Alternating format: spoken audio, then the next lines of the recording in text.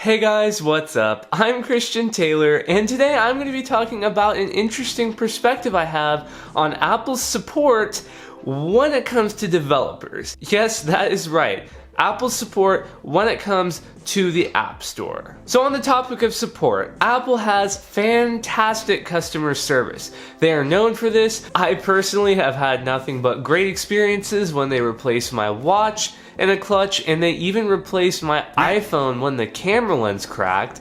That was awesome, thank you Apple. And generally they seem to have pretty good customer service. So I would expect that to carry over to every area of their company.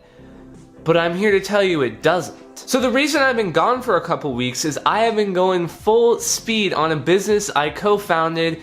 It's an app for churches that lets them take fill-in-the-blank notes and respond to events and all that stuff. I'll have a description link below if you're interested.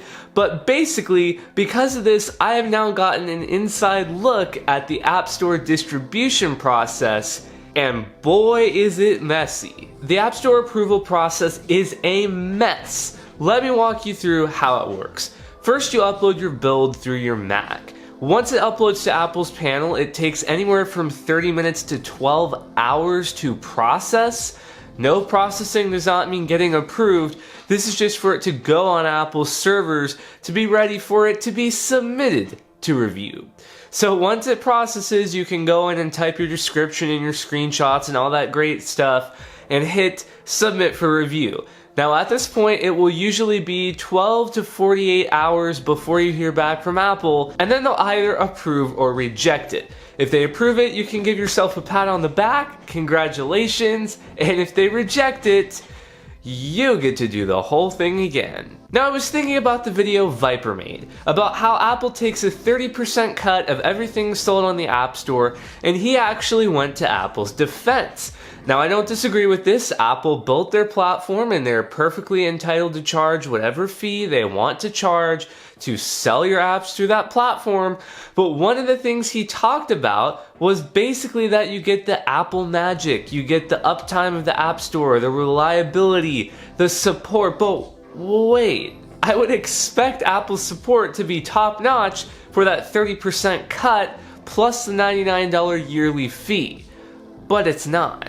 Now it may seem like I'm whining about the App Store review process, but it's really not that bad. The issue comes in when you have a problem.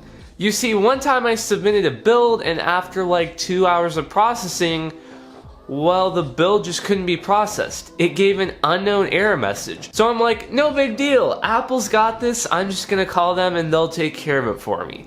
So I get on the phone, wait on hold for like 30 minutes, the lady picks up and she's like, hello, and I'm kind of telling her what's going on.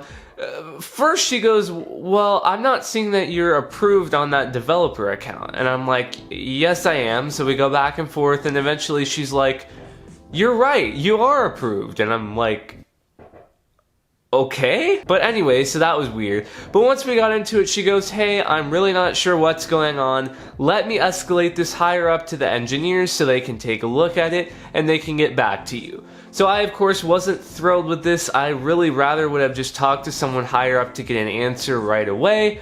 But whatever, she's gonna escalate it for me. That is okay. So fine. Thank you, have a nice day, hang up the phone. But what I noticed was I never got an email right after that saying that a ticket was open, because any other time in the past where I've dealt with Apple's front-end support, meaning like the consumer side purchasing devices, if they open a ticket, you get an email right away, and then usually several follow-up emails when they update it. But no, I didn't get a single email.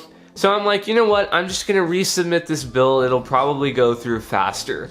And after another couple hours, the next build got processed. I guess it was just like a one-time thing. But I never heard back from that person on the phone. But it just keeps getting worse. The inconsistencies are ridiculous. I had the app description approved for 4 builds, the initial release and 3 software updates, and then on the 4th software update, all of a sudden they decided they didn't like a link in the description because it was, I guess, promoting external purchasing mechanisms. It is not like an in-app purchase type deal, so really it should be allowed, and I wanted to appeal it, but I just needed the update to go up, so I ended up removing it and resubmitting it, and then it got stuck in the in review section. So for those of you who don't know, when the app is in review, that means someone at Apple is actually looking at it. This process only takes 10 minutes. They look at it, they're either gonna approve it or reject it and move on. So if it's there for 3 or 4 hours, it's stuck. So I go online and I'm like trying to send them an email, and they walk me through this automated wizard thing, and then they send me an email saying, yeah, we'll take a look, but we may not reply. Does Apple care about developers? Look, I'm not saying it's a trash experience, and I'm not saying, oh, Apple has crappy customer support, but what I am saying is it's an interesting observation. I think what's going on here is Apple knows that from a consumer standpoint, consumers have choices. You could switch to Android if you're not happy with the customer service you're getting on your iPhone. And from a developer standpoint, do you really have a choice? I mean, sure, you could put your app on Google Play and be Android exclusive, but you're not going to. iPhone is such a big market that you know your app has to be on the App Store. And I feel like Apple just drags developers around by the head because they can, because what else are you gonna do? Not have your app on the App Store? So in the end, what I'm saying is I am okay with Apple's 30% tax, but they gotta live up to it. I expect to get the same quality of support as I get from Apple's consumer side. And if you're taking a cut that big, you better give people a really smooth and great experience where they can pick up the phone and talk to someone if they have an issue with the build getting through. So what do you guys think of this whole thing? I'd love to know your thoughts down in the comments below, and if you like this video, do be sure to hit that subscribe button and click the bell so you don't miss when I release new videos. With that said, I will catch you guys next time.